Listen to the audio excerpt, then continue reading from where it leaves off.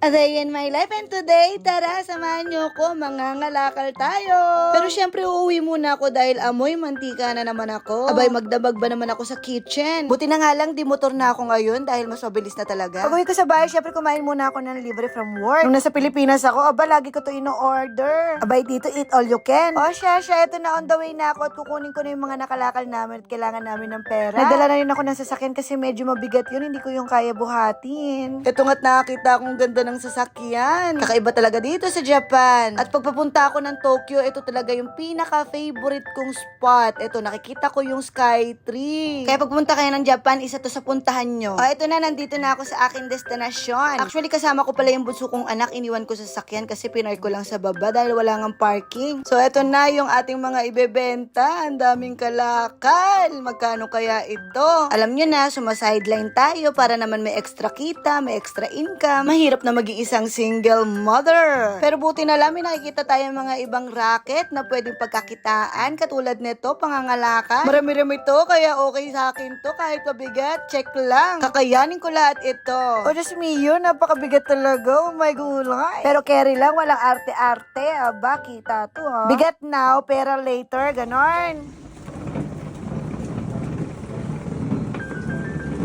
Ganito kami sa Japan.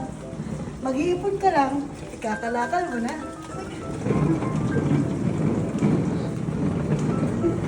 Tara, samahan niyo kami. Mag-ibenta kami ng tanso. Ang bigat.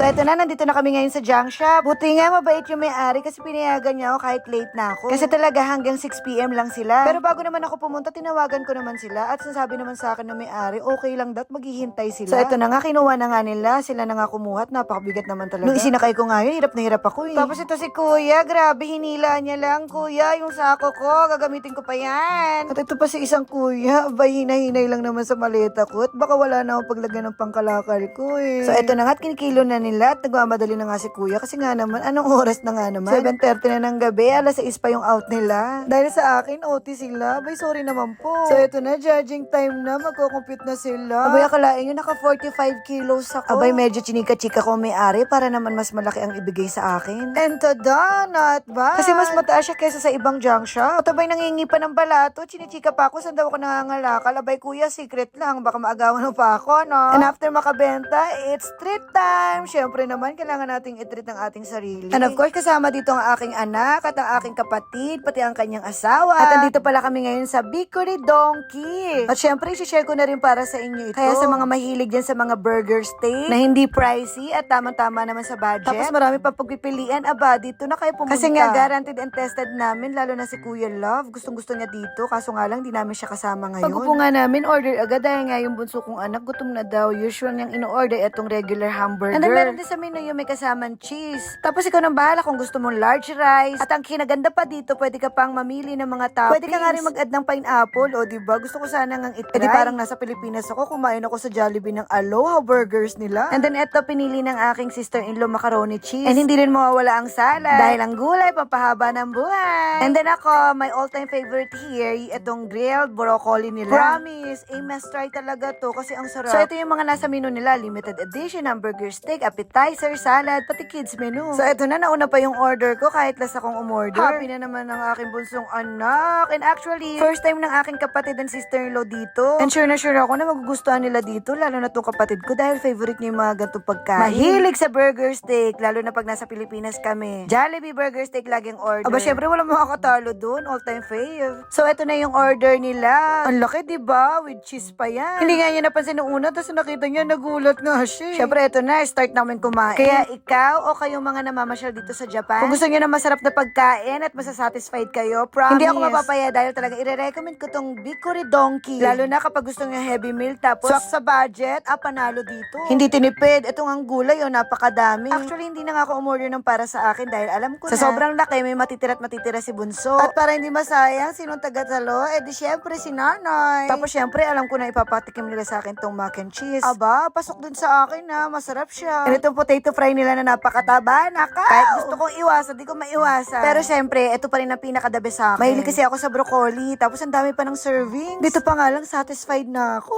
At kung kayo mahilig kayo sa cheese, ito meron silang overload cheese. Ito nga yung tinake out ko para sa Kuya Love ko dahil favorite niya ang cheese. Ito na, alam niyo na kung bakit hindi ako umu-order dahil alam na. Kapag may tira, si nanay ang titira. Ganon! At kung gusto niyo rin pala na souvenir, ayan, yung kinakainan namin kanina, ang mahal pala. Pwede rin kayong bumili kung gusto nyo. Ang ikinaganda naman ito solid wood siya. So, tandaan nyo ha, Bikuri Donkey Japan. Kung gusto nyo mabusog, na masaya, at hindi mabigat sa bulsa, ano pa hinihintay nyo? Punta na kayo dito!